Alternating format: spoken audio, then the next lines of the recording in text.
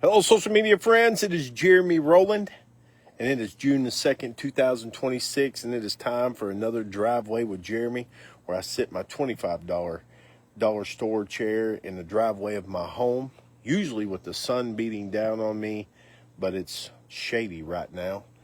And I talk to you about the things that I find intuitive or interesting or controversial for the day. I sit outside with my two cats, and I just like to talk. I just like to talk about sports. And sports will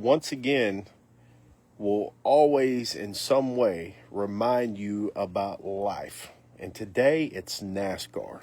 Now, I have always been a NASCAR fan ever since I was little. The very first live race that I ever seen was in Michigan back in the 80s. It was great. Racing was great. That was when Awesome Bill from Dawsonville and I mean, you had all the good sponsors that are basically outlawed now. It was the Winston Cup Series. Just loved it. I did bail on it a little bit for just a couple of years when, because I'm a firm believer that let's just keep politics and everything out of sports and just let the fans, let that be a time to escape the world news or events or political beliefs or stuff like that. So I bounced on them for a little while, but they sucked me back in, I don't think that NASCAR is as rugged and fiery and entertaining as it used to be. I mean, we don't have like the Bill Elliott's, the Dale Earnhardt's, the Harry Gant's, the Tony Stewart's, those type of guys anymore. And the one that we had that kind of was controversial, that just said what he wanted to say, was Kyle Busch. And unfortunately, he has passed away. And the point of today's Driveway with Jeremy is that Kyle had an 11-year-old son named Brexton, okay? And where this sports teaches you about life is because you can tell by my hat that my favorite NASCAR driver is Chase Elliott, the number 9.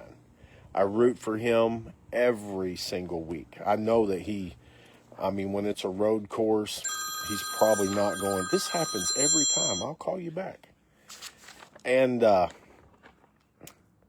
anyway, it's been really emotional with NASCAR the last couple weeks because Kyle passed away, and his son is a heck of a racer. I mean, the kid has won a ton of, and he's only 11 years old.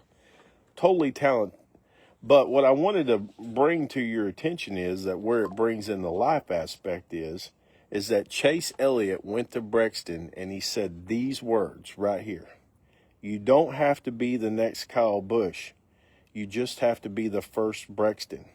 We're all here to make sure you get to do this on your terms, not theirs.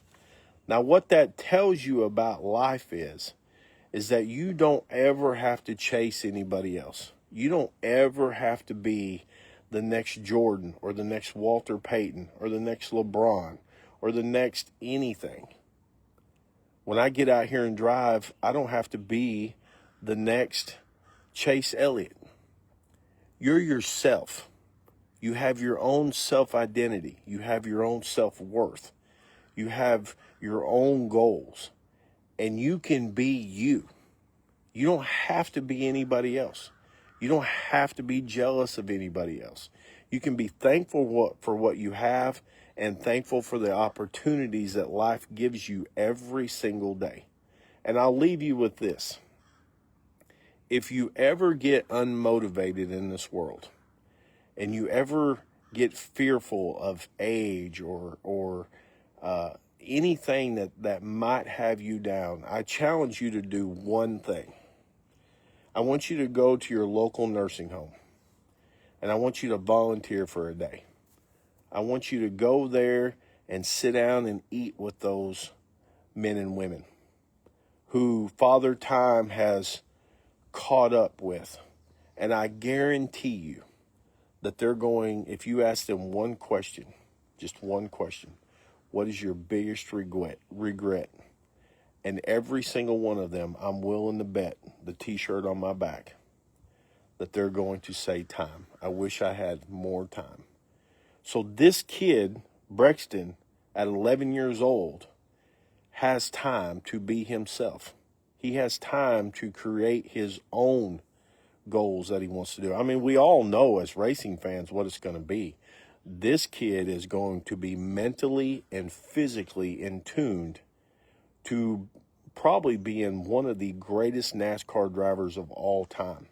I mean, this kid, he looks sweet on the outside, but when you look in his eyes, when he was holding his mother not at Nashville last week, but the race before, the first race after his father passed away, you could see in that young man that he is going to do everything that he can to get the most out of every single ounce that he has. Because like his dad said, you never know when it's going to be the last one.